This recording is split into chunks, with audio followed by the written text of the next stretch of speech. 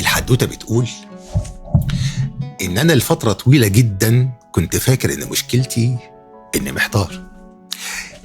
دي كانت حدوتة من حواديت حياتي، ولما عشتها اكتشفت إني مش هي دي الحقيقة.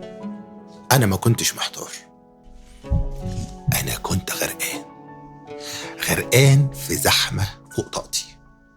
كان عندي أكتر من اتجاه وأكتر من دور وأكتر من احتمال، كل واحد فيهم عنده منطق وفهم إنه هو اللي فاهم.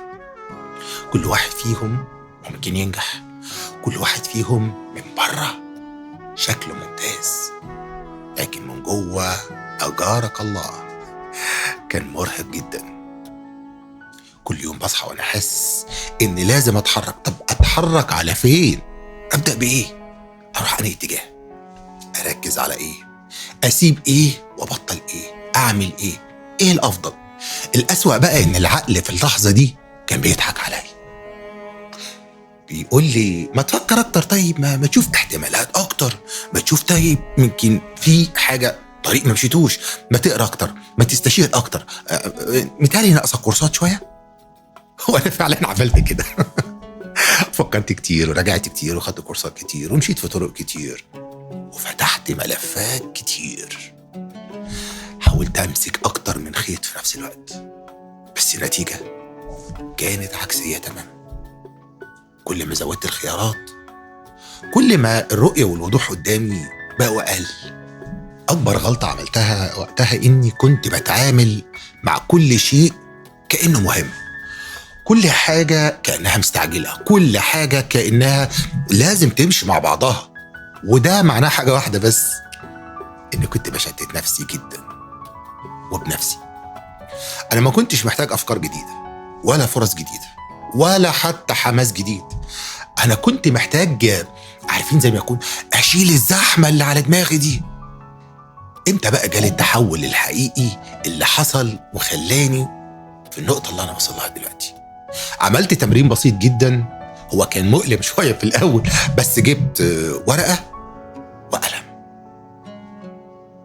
كتبت كل المسارات، كل الأفكار المفتوحة في حياتي، وأنا عايز أعمل إيه اللي ممكن أتوقعه مني، يعني آخر هوصل لإيه، يعني إيه اللي أنا فيه كويس وممتاز، إيه اللي بيضحك عليا، إيه اللي جوايا بضحك على نفسي فيه، وإيه اللي فعلا ممكن يحركني لقدام. ولما شفتهم مكتوبين قدامي كده ضحكت على نفسي. اكتشفت حاجة صعبة جدا، اكتشفت ان انا عايش اكتر من حياة في نفس الوقت، وده مستحيل.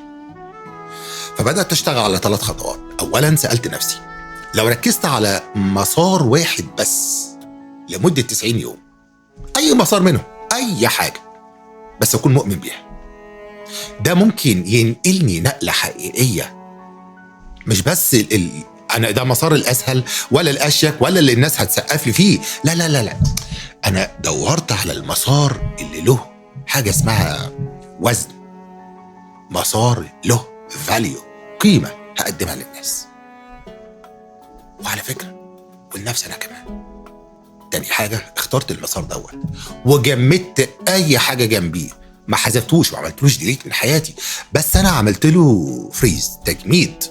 ودي نقطة مهمة جدا، لان احيانا ما بنحتاجش نموت الخيارات اللي حوالينا، بنحتاج بس ان احنا نمنعها ان هي تشتتنا، تسرق تركيزنا. دلوقتي بقى حولت المسار دوت مش بس ل90 يوم، لاسبوعي.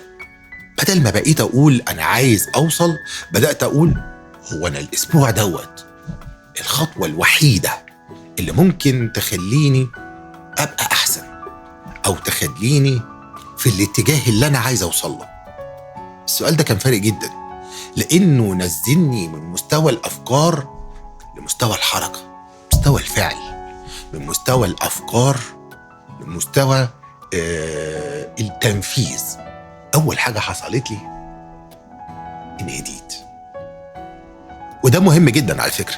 ساعات الوضوح ما بيجيش في عقل زحمة، افكار زحمة، طموحات زحمة. بدأت احس ان في خيط حلو جميل واضح، وبدل ما اوزع نفسي على حوالي 6-7 اتجاهات، بدات احس ان في ثمره، بدات احس ان في طعم للاتجاه الواحد اللي انا مشيت ده. وده مش معنى ان حياتي بقت مثاليه وبقيت السوبر موديل او السوبرمان اللي انا بحلم بيه، لا لا لا، بس بدا يبقى الضباب يخف شويه. بدات احس ان مشكلتي مش ان انا مش عارف اعمل ايه، مشكلتي ان جوايا بيتكلم، او كتير كتير كانوا بيتكلموا في نفس الوقت، بس بدات اسمعني، اسمع صوتي انا ذات نفسي. الحل مش انك تزود تفكير، الحل انك تهدى وتختار وتدي نفسك فرصة تمشي في اتجاه واحد وبصدق، وهو دوت المسار اللي هتنجح فيه. لو انت مش عارف توصل لمسار من مسارات حياتك، انا دوري ان انا اساعدك، ودوري ان انا اقف جنبك زي ما قدرت اقف مع نفسي.